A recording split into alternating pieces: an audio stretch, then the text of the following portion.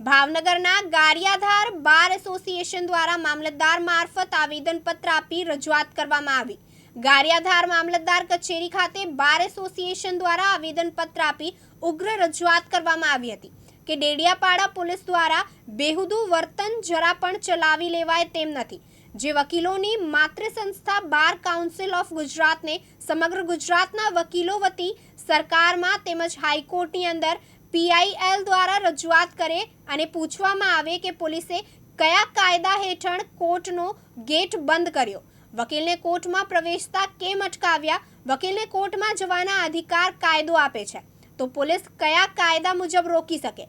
Court ન્યાયનું મંદિર છે, વકીલ ન્યાય પ્રક્રિયાનું અવિભાજ્ય અંગ છે।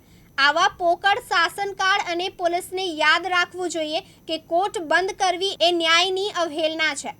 આવા કૃત્યથી એડવોકેટ એક્ટ 1961ની પણ ભંગ થાય છે। બંધારણની કલમ 19 તથા 21નો પણ ઉલ્લંઘન છે। લોકતંત્રને સીધી છાપ પડે છે।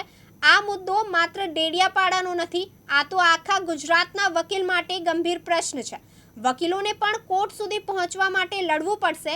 આ માટે રાજપીપળા ડેડિયાપાડાના દોષિત પોલીસ કર્મીઓને તાત્કાલિક ધોરણે સસ્પેન્ડ કરવાની માંગણી કરી અને આવા બનાવવાની ગારિયાધાર બાર એસોસિએશન વખોડી કાઢે છે। ત્યારે આજરોજ મામલતદારને આવેદનપત્ર આપી રાજપીપળા ડેડિયાપાડાના દોષિત પોલીસ કર્મીઓને તાત્કાલિક ધોરણે સસ્પેન્ડ કરવાની માંગણી કરાઈ હતી। જય ભારત, જય સંવિધાન।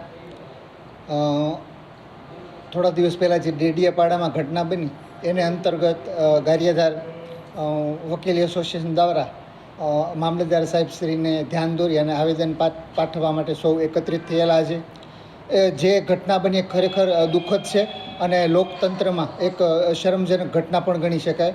કારણ કે એવું કહેવાય છે કે શિક્ષકને સ્કૂલે જતા રોકો, એક ડૉક્ટરને દવાખાને જતા રોકો, એક પ્રોફેસરને કોલેજ જતા રોકો અને એક વકીલને કોર્ટ જતા રોકો, આ ખરેખર લોકતંત્રમાં છે એ ક્યારેય ચાંખી લેવાય એવું નથી। એટલા માટે થઈ અને આજે ગારિયાધાર બાર એસોસિએશનના તમામ હોદ્દેદારો અને વકીલ મિત્રોએ એક આવેદન મારફત સરકારશ્રીને અને જે તે કહેવાય કે દેશના વરિષ્ઠ જે હોદ્દેદારો છે, વરિષ્ઠ પદ ધરાવે છે, એમના મારફત એક આવેદન રજૂ કર્યું છે અને એ મારી એ જ માગણી છે કે ફરી વખત આ ભૂલ ન થાય અને આ કૃત્ય ખરેખર નિંદનીય છે અને ફરીવાર આવું ન બને એની તકેદારી રાખે। જય ભારત, જય સંવિધાન।